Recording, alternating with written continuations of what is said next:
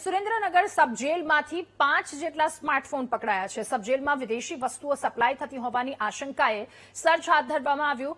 અમદાવાદ ઝડપી સ્ક્વોડે sim card વગરના 5 જેટલા મોબાઈલ જપ્ત કર્યા।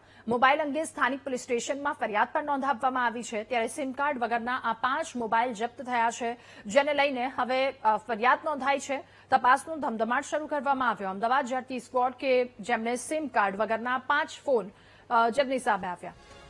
વધુ માહિતી મેળવીશું। સંવાદદાતા સચિન આપણી સાથે ફોન લાઈન પર જોડાયા છે। સચિન, સિમ કાર્ડ વગરના 5 જેટલા મોબાઈલ જપ્ત કરવામાં આવ્યા છે, શું વધુ વિગતો, શું કાર્યવાહી? જો વાત કરવામાં તો સુરેન્દ્રનગર સબ જેલમાં ચેકિંગ હાથ ધરવામાં આવ્યું હતું, જેમાં અલગ અલગ જગ્યાએથી 5 જેટલા મોબાઈલ સિમ કાર્ડ વગરના મળી આવ્યા હતા। તેને લઈને પોલીસે આગળની તપાસ હાથ ધરી છે અને પ્રતિબંધ વસ્તુ કેવી રીતે જેલમાં આવી તેને લઈને પણ તપાસ હાથ ધરી છે અને ગુનો નોંધીને વધુ કાર્યવાહી હાથ ધરી। જી, આભાર આપનો વિગતો સાથે જોડાવા બદલ।